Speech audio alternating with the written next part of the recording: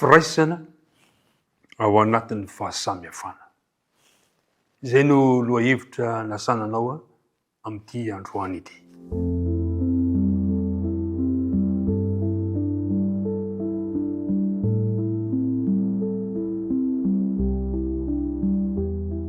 Faly miarabantsika rehetrarehetra indray tafahoana soamantsara amin'ny alalan'ny zao fiarahana mandinika ny tenin'Andriamanitra izao. Miarabanao amin'ny anaran'i Jesosy ilay tompontsika. Tononona aminao ny fiadanany ao am-ponao sy ny ankohonanao. Dia ary hiaraka hivavaka isika. Andriamanitra rainay io. Hiaraka mandinika ny teninao indray izay ankehitriny, misaotra anao tamin'ny tombotsoa omenao anay, misaotra tamin'ny fitantanana rehetra.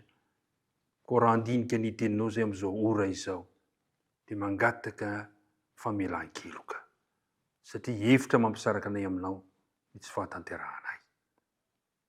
Ankehitriny ary ny faneno masina kosa no hampianatra anay, hitari-dalana anay, ka ny teninao dia mba hitondra fitahiana ho an'ny tsirairay avy. Tononona sy angatana ny vavaka noho ny amin'ny anaran'i Jesosy. Amen.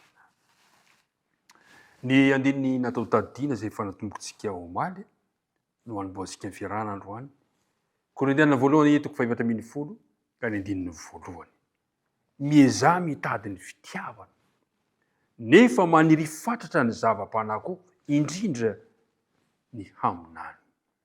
Misaotra ny amin'ny fiarahana mandinika izany teny izany. Ary mpiara-mandinika namana, ny fiteny momba ny amin'ny firaisana dia nampitirin'i Paoly amin'ny Korintiana voalohany toko 12 manomboka amin'ny andininy 4 ka hatramin'ny andininy 9. Zao no voalaza ilay teny. Hoy izy hoe, zarazarainao samihafa ny fanomezam-pahasoavana nefa ny fanahy dia iray ihany. Zarazarainao samihafa ny fanompona nefa ny tompo dia iray ihany. Ary zarazarainao samihafa ny asa nefa Andriamanitra dia iray ihany, izay miasa amin'ny zavatra rehetra amin'ny olona rehetra. Mba ho iray isika. Ny foto-kevitra ny firaisana zany dia asongadin'ny Paoly amin'ny fahasamihafana ratsambatana amin'ny tenan'ny olona anankiray. Zao no voalaza. Eo amin'ny andininy 12 amin'ny Korintiana voalohany toko 12 teo. Fa tahaka ny tena iray, nefa maro momba ny teny. Ary ireo rehetra momba ny teny ireo, na dia maro aza dia tena iray ihany. Dia tahaka zany koa Kristy. Andininy 12. Fa maro no momba ny tena, nefa ny tena dia iray ihany. Maro no momba ny tena, nefa ny tena dia iray ihany. Amin'ny andininy 17. Fa fanahy iray ihany no nanaova-batisa antsika rehetra ho tena iray, na jiosy, na jentilesy, na andevo, na tsy andevo, fa isika rehetra dia efa nampisotroana ny fanahy iray. Zany no toe-tsaina tokony hananana firaisana ao anatin'ny fahasamihafana.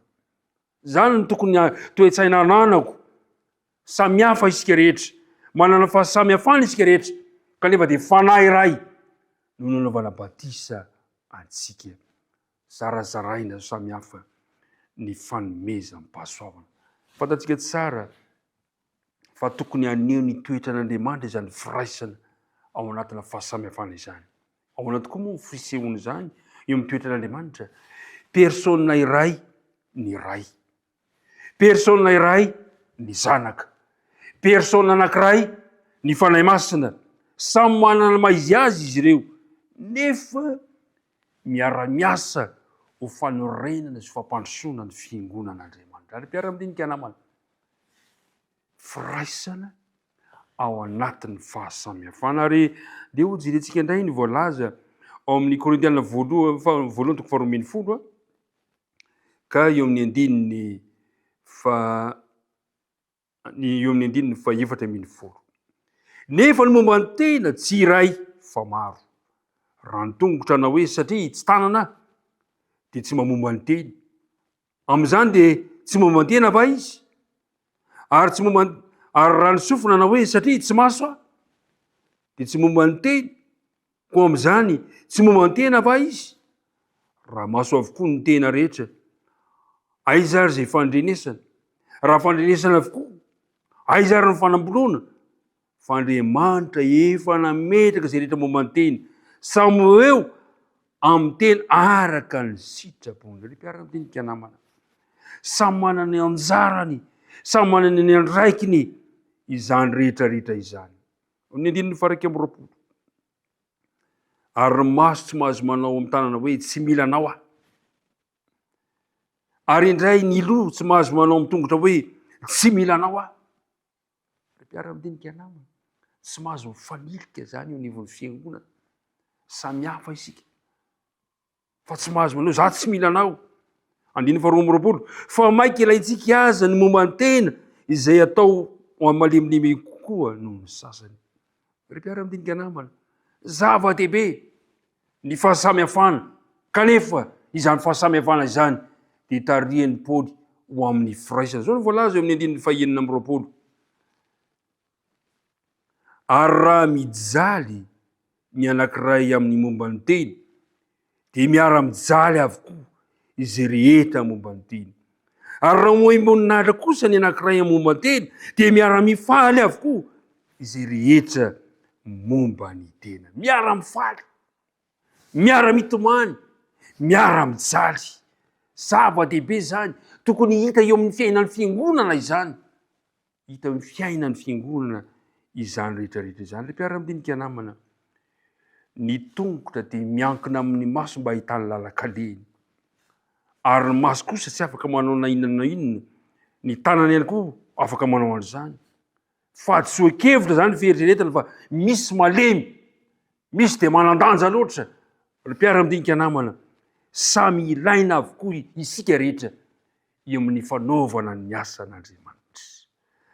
Teo amin'ny fiangonana Korinto mantsy tena palahelo nahitany Paoly izany toy izany satria misy ny sasany manome ny lanja fanomezam-pahasoavana ny sasany ary manao tsinotsinona ny hafa. Tsy izany no tanjony ankendren'ny Paoly. Fa zao no lazain'ny Paoly eo amin'ny andininy fahairaika amby telopolo. Nefa manirifatratra ny fanomezam-pahasoavana lehibe indrindra arindro izay lalana tsara indrindra no atoroko anareo. I Paoly zany dia milaza fa ny lalana tsara indrindra ho resantsika amin'ny manaraka moa zany dia hoe ny fitiavana amin'ny atrehan'ny fahasamihafana dia tokony hanjaka tanteraka ao am-potsika tsirairay avy.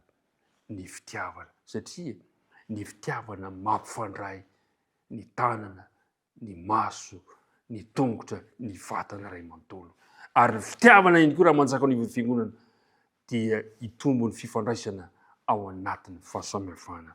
Andriamanitra anie hitantsika rehetrarehetra ka tonga antsika hiroborobo ao anatina fitiavana na dia eo aza ny fahasamihafana. Ivavaka antsika tompoko. Andriamanitra ray eo manana fahasamihafana ny tsirairay avy. Kanefa dia fanahy iray no nanaovana batisa anay. Tompo iray no miantso anay. Andriamanitra ray no Andriamanitra hitambaranay. Na dia eo aza ny fahasamihafana, aoka mba ho amin'ny fitiavana no hifandraisany tsirairay avy. Dia mitahy anay, mitahy ny mpiara-mitinika rehetra. Tonoina ny vavaka aminaran'i Jesosy. Amen.